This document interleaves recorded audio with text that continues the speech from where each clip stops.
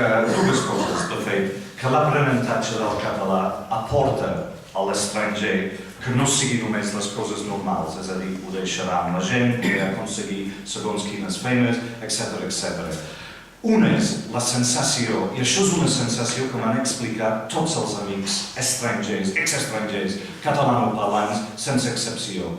Aprens el català i per traduir una frase feta en anglès tens la sensació que estàs sota la pell del país, que realment ets menys estranger que abans, pel sol fet d'haver après un idioma.